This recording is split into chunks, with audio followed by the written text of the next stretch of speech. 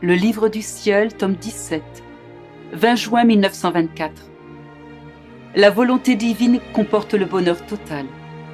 En vivant dans la volonté divine, la créature atteint la perfection de la charité et de toutes les vertus.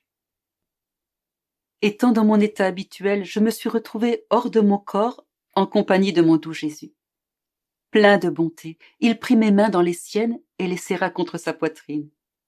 Avec beaucoup d'amour, il me dit: « Fille bien-aimée, si tu savais quel délice je ressens quand je te parle de ma volonté.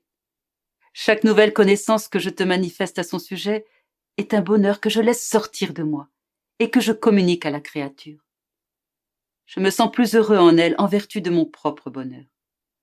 En fait, l'une des caractéristiques de ma volonté est de rendre Dieu et l'homme heureux. Pense au ravissement que nous vivons ensemble, moi en te parlant et toi en m'écoutant. Nous nous rendons mutuellement heureux. Nous formons ensemble la plante et le fruit du bonheur véritable et éternel. Pareillement, ceux qui écoutent ou lisent les choses admirables et surprenantes concernant ma volonté ressentent le doux enchantement de mon bonheur.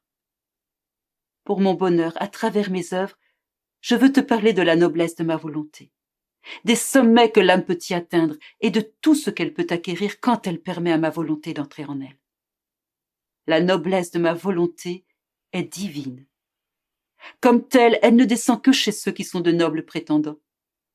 Ainsi, c'est dans mon humanité qu'elle est descendue en premier. Elle ne se contente pas de peu, elle veut tout parce qu'elle veut tout donner. Comment peut-elle tout donner si elle ne trouve pas tout dans l'âme pour y placer tous ses biens?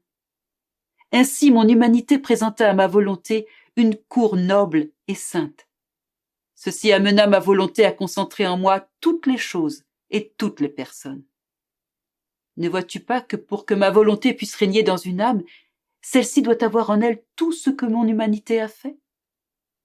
Les autres créatures participent partiellement au fruit de la rédemption selon leur disposition. Cette âme les réunit toutes en elle, formant ainsi un noble cortège pour ma volonté. Ma volonté concentre alors dans cette âme l'amour qu'elle porte à tous et l'amour qu'elle attend de tous. Ainsi, elle peut recevoir à travers cette âme l'amour de tous. Ma volonté veut plus encore. Elle veut aussi trouver en cette âme un retour pour tout, c'est-à-dire un retour pour toutes les relations existant dans la création entre le Créateur et les créatures. Autrement, son bonheur ne peut pas être complet. Ma volonté doit pouvoir dire à l'âme où elle règne: si personne d'autre ne m'aime ou ne me donne un retour d'amour, je suis quand même pleinement heureuse, car je trouve tout en cette âme. Je reçois tout d'elle et je peux tout lui donner. Ce qu'on peut dire des trois personnes divines peut être répété. Nous sommes intouchables, quoi que fassent les créatures. Personne ni rien ne peut nous atteindre ou diminuer notre bonheur. Uniquement l'âme qui possède notre volonté peut nous atteindre, peut venir ne faire qu'un avec nous. Cette âme est heureuse de notre propre bonheur. Ainsi, nous sommes glorifiés par son bonheur. Seulement quand ma volonté régnera pleinement chez les créatures, la charité atteindra en elle sa complète perfection. En vertu de ma volonté, chaque créature se trouvera en chaque autre créature, l'aimera, la défendra et la soutiendra comme Dieu l'aime, la défend et la soutient. Chaque créature se trouvera transfusée dans toutes les autres comme dans sa propre vie. Toutes les vertus atteindront leur complète perfection parce qu'elles ne seront pas nourries par la vie humaine, mais par la vie divine. C'est pourquoi j'ai eu besoin de deux humanités.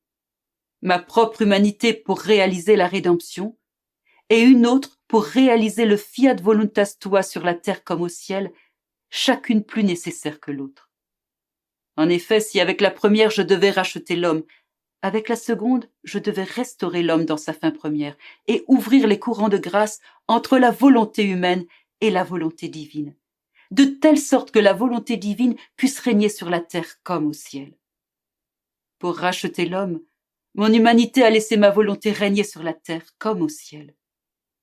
Je cherche une autre humanité qui, laissant ma volonté régner en elle sur la terre comme au ciel, me permettra d'accomplir tous les desseins de la création. Par conséquent, Sois attentive à laisser ma volonté seule régner en toi, et je vais t'aimer avec le même amour avec lequel j'ai aimé ma très sainte humanité.